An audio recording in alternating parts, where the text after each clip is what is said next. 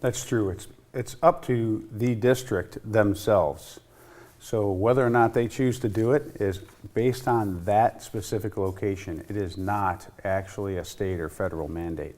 And again, districts don't have to tell people that they're doing it. The state doesn't keep records of any sort, so we really don't know who may or may not be carrying it. That's correct. We've been running the program for 5 years now, and we have some schools that it is still a big secret and other schools that advertise it, and they're proud of the fact that they protect their students with armed staff. I know a lot of this came about after Sandy Hook. Did people come to you actively? Do you recruit them? Do they actively seek to become a part of the program? There's actually another training company down in Southern Ohio called Tactical Defense Institute, and John Benner actually came up with the program in conjunction with a bunch of concerned parents and law enforcement and medical personnel, and they developed the program. It really took off that very first year, and that's when Michelle attended it. Yeah, I was able to attend the very first class they had, so it was kind of an interesting thing to see. So walk me through this, Michelle. What do we do in the classes now? So in the class we start out with mindset. We want people to understand what they're getting involved in, what actually happens. We go through past shooting conflicts in the schools and things like that. We just get their minds straight with what could happen. And there's a lot of history that we cover as well. We cover the mindset and the history of it. And it's frightening to a lot of people, but you take time, you put, 27 hours into a class, so that people really do come in knowing, or leave knowing what they need to know. That's correct. We have 3 days plus 3 hours of, we call it ICC, and we just recently changed the name to avoid conflicts with other medical programs, but it's immediate casualty care. So they get some of that, and that's about improvised tourniquets and pressure dressings and things that they can do, because not everybody goes on, we don't train them to go on the hunt. Not everybody goes on the hunt after the killer. They may have to just lock down and wait in ambush, because if they got extremely small kids, people that can't be left alone, they're not going anywhere. And if their classroom's already been passed up and there's people injured, they may have to direct some type of medical aid. And you brought up a point I wanted to get to later, that this isn't just about using the weapon, this is also about treating those who've been injured. So you have medical training involved in the FASTER program as well. That's correct, and it's not a huge portion of it, but it is a big portion because we give them, tell them about the kits that we give them. Well, it's something they need to be aware of, and they do have kits that are given out to each of the students that come to the class, and it contains pressure bandages, off the top of my head, tourniquets, occlusive dressings. So there's a lot of stuff that's for immediate care. Basic but helpful. Sure. And we go over all that with everybody. So now, a lot of people might be under the false impression that you train anybody, but folks have to actually have a concealed carry license before they come to you?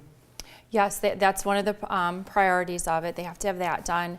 And then they do have a questionnaires that they fill out, I believe, and answers that they have to give to Buckeye Firearms Foundation before they are allowed to join. So you don't class. accept just anybody coming into class? No. Good.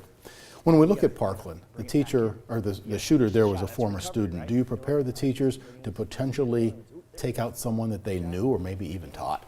And that's one of the hard things, because when we talk about the mindset portion, we bring them in and we tell them, listen, you have to be ready to face somebody that is potentially a very young person, somebody you know, somebody that you may have suspected of it.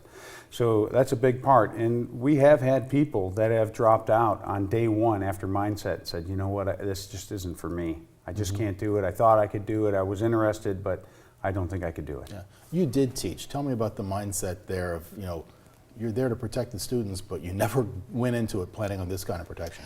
Well, you're in the class. I was a substitute teacher for a very long time, and then I did do some long-term teaching, subbing, and you're in there, you're still protecting these kids, whether you're teaching them or whatever, you're still there, you're the adult that's in charge of them. And what are these teachers supposed to do that if this happens at their schools, there's no way to stop it? And I know how I feel in my heart, what I could do. Not everybody could do it, but I know what I would want to do should something like that happen. You talk a lot about concealing the weapon too. Obviously you don't want the shooter to know that the teacher is armed, but you were really stressing the point that the teacher wants to keep that gun hidden, protected from the students as well. Yeah, it's definitely one of those things where concealment is a big deal. I've worked as an undercover, law enforcement officer, and having that concealment, that gun hidden is such a big deal. Because you want people focusing on it, number one, and you want to have some element of surprise. People will, even if they know you're armed, even if they know their particular teacher's armed, throughout the year they're going to forget about it. They're not going to think about it so much. So concealment is part of the program and part of the training. Mm-hmm. Have any of your instructors, or the people you've instructed to this point, been involved in a real life situation? We did. We had an administrator, and Michelle can probably better explain that. There was an administrator at a school, and he had to go out to a home because of a delinquent, basically. And as it turned out, a brother went into a van and pulled a firearm out while this administrator was armed, and he put a stop to it.